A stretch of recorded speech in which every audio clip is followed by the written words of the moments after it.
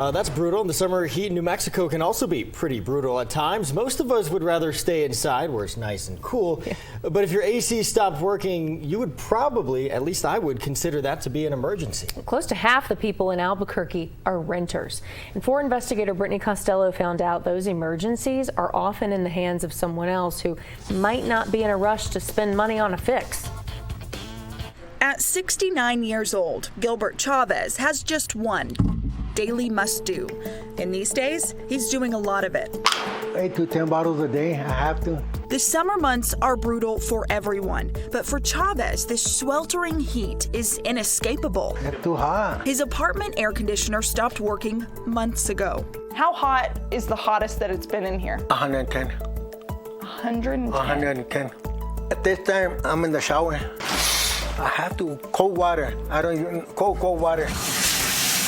Even that is temporary relief from dangerously hot temperatures. He's got a fan, but it only circulates hot air. At 83 degrees, it's hot enough to melt this popsicle in less than 30 minutes. I would like to have a nice dinner, and last night I can't. It's too hot. I had to make me a sandwich.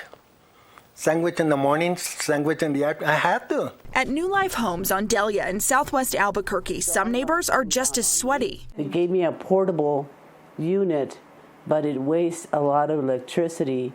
My breakers go out. Thanks to that, her electric bill is on an unaffordable climb. But like us, they keep running into locked doors with management. Oh, it's nice and cool in here. We are working on a story about the AC being out for the last 4 months. I'm sorry, I'm not sure what you're talking about. I haven't had an AC out for 4 months. Chavez asked for repairs in May, June, and July too, he says, and the days are only getting hotter. Dr. Sarita Warwick says when temps climb, so do heat-related health risks. Heat exhaustion can happen also in saunas or in homes without air conditioning as well. So it's not just an outdoor thing. Heat exhaustion, heat stroke, are these serious? They can be serious, absolutely. Especially for people like Chavez, a stroke patient who takes a handful of daily meds to keep his health in check. And you said when it gets really hot, it's hard for you to even get around. Oh, I can't walk. I fall.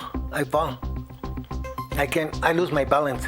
People who rent, like Chavez, have rights. City Code Compliance Manager Angelo Metzger is in charge of making sure landlords follow city housing codes. You gotta have electricity, you gotta have gas, you gotta have water services, you gotta have proper sewage, you gotta make sure you have heating capabilities. The city can fine landlords up to $500 a day if they don't correct problems with those things.